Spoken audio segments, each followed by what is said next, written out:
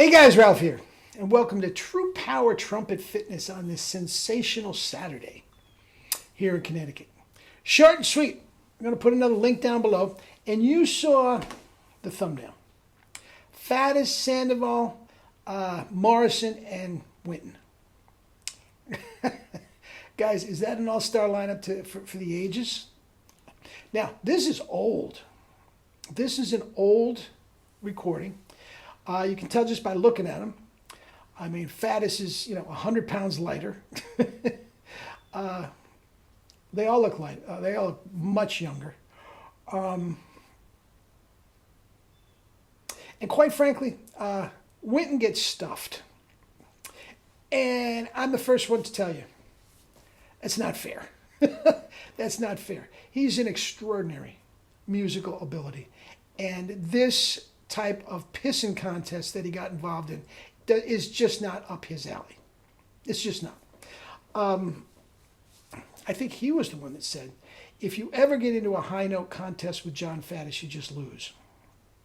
Okay? But you would think that Morrison and Sandoval could certainly give him a run for his money. Okay? But there's some incredible, incredible jazz going on, as well as Wynton. And the high notes, he didn't even bother. He didn't even bother. He wasn't going to win. He wasn't going to come close. And these guys are a good octave above him.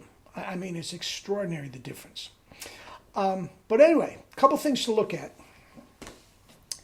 If you look at Wynton's chops, and there'll be plenty of shots of his chops and everything, he's sort of betwixt and between equipment. For the longest time, and I think his absolute best playing was done when he was with the Art Blakey and the Jazz Messengers, and his classical stuff was out, and it was all on Bach mouthpieces and trumpets. And I thought that was his bag. Actually, I think he used Schilke back then, Schilke, piccolo, and E flat. But the mouthpieces were for sure Bach. The trumpet was for sure Bach at the beginning, with the Messengers and whatnot. And then eventually he went to Monet, which I do believe was the downfall of his chops. But this was obviously in the middle there. If you look at it, that is most blatantly not a Bach mouthpiece.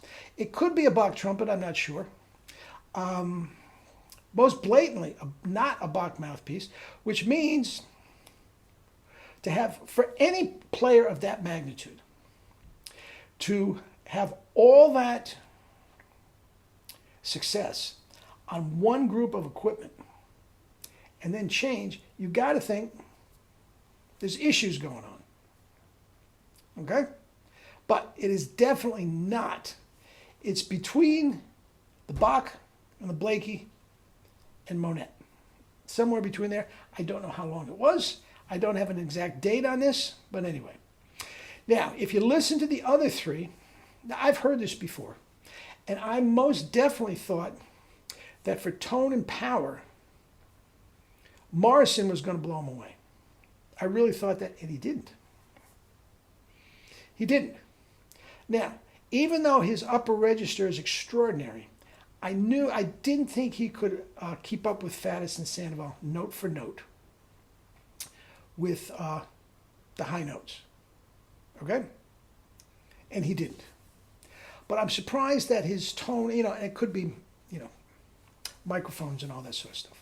But I thought the two best players for chops now, and I'm not talking about incredible jazz and lines and all this sort of stuff. I thought the clear winners was Sandoval and Faddis, and I'm going to give the edge to Faddis.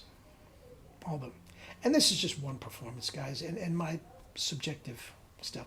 But anyway, enjoy it. The whole thing is about 18 minutes. They really, really stretch out, and in lack of a better term, they have a pissing contest.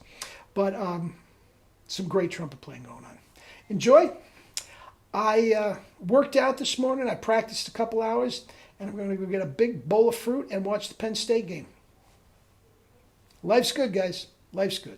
Anyway, Enjoy. We'll talk a little more tomorrow.